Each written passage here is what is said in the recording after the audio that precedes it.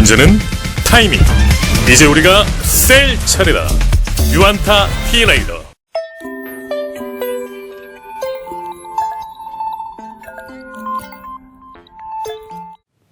안녕하십니까.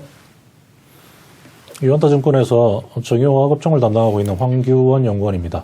오늘 말씀드릴 종목은 대한유화라고 하는 회사의 투자 매력에 대해서 소개해 드리려고 합니다. 먼저 대한유화를 잠시 설명을 드리면 NCC 업체로 일반적으로 알려져 있습니다.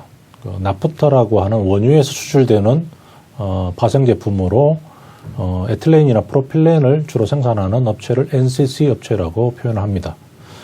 대한유화의 생산 규모는 연간 80만 톤 정도의 에틸렌을 생산할 수 있는 능력을 가지고 있습니다. 전 세계 아마 0.4% 정도로 아주 작은 중형 사이즈의 순수 석유화학 업체라고 알려져 있습니다. 하지만 작년 2022년 하반기부터 대한유화가 이런 범용의 석유화학 제품의 틀에서 좀 벗어나서 2차 전지용 분리막이라고 하는 고밀도 플라스틱에 대한 성장성이 부각이 되고 있습니다. 그것과 관련되어서 투자 매력을 좀 더 살펴보도록 하겠습니다. 먼저 요약을 해보면 대한유화의 2021년도의 펀더멘탈 특징은 이렇게 요약이 가능할 것 같습니다.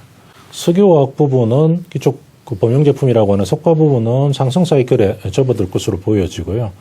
좀 전에 말씀드렸던 2차 전지용 분리막 플라스틱이 있습니다. 이 제품이 고도의 성장성을 좀 보이면서 성장성과 사이클 상승이라고 하는 두 가지 부분이 맞물려서 움직여가는 해가 2021년이 될 것 같습니다. 이것 때문에 투자 의견으로는 스트롱 바이 의견을 유지를 하고 있습니다. 좀 더 살펴보게끔 되면 전체적인 영업이익 부분은 이렇게 바뀔 것으로 보여집니다.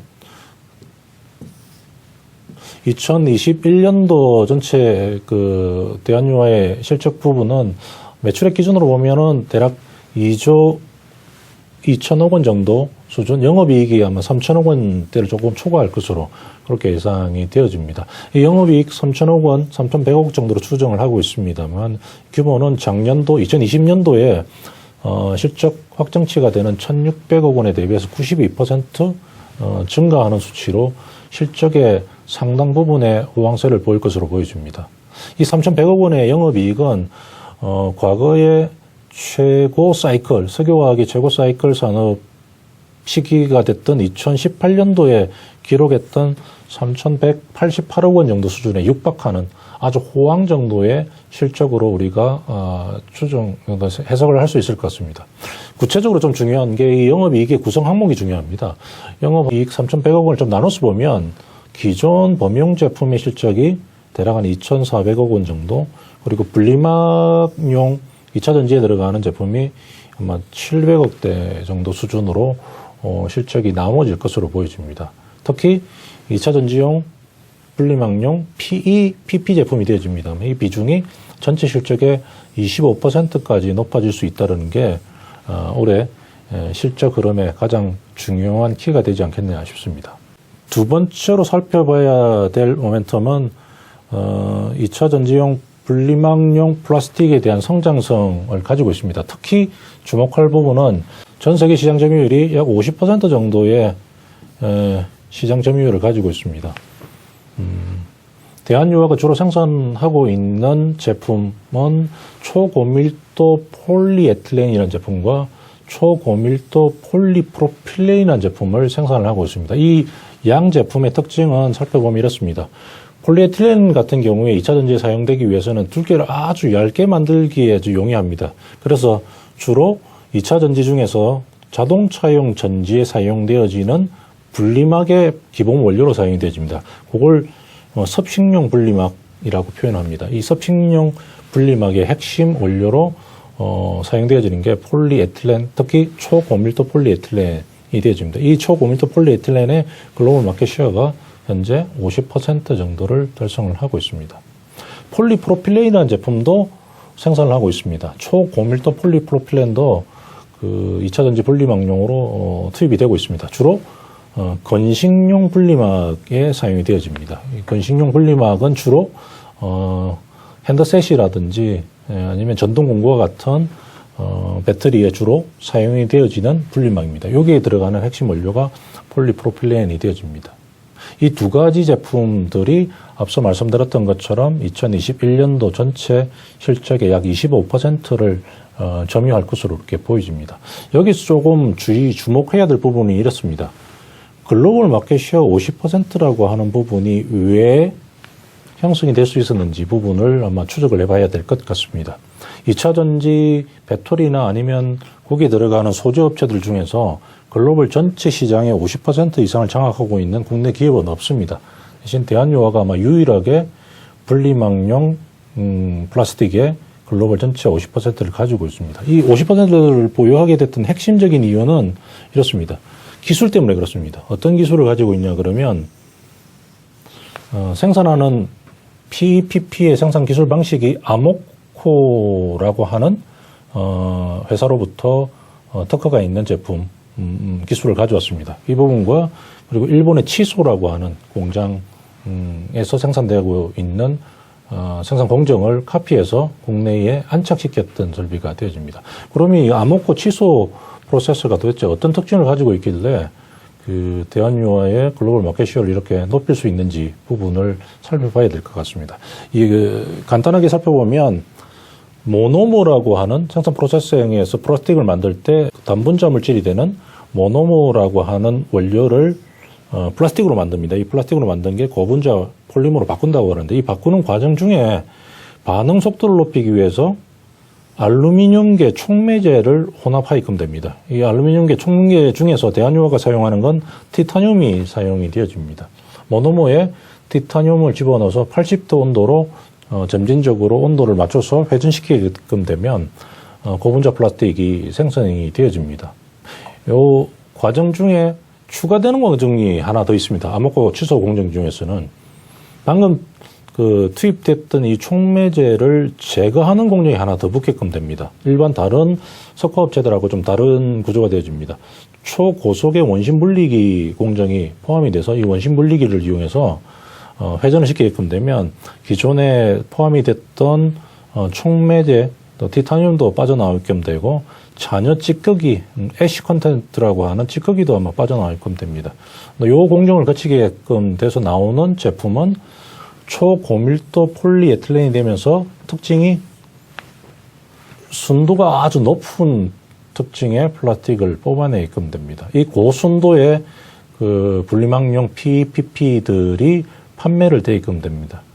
이 부분이 다른 회사들과의 가장 큰 차이가 될 것 같습니다. 원심 물리기를 통해서 티타늄 촉매와 잔여 찌꺼기를 제거를 하면서 초고순도의 제품을 뽑아내게끔 되는데요.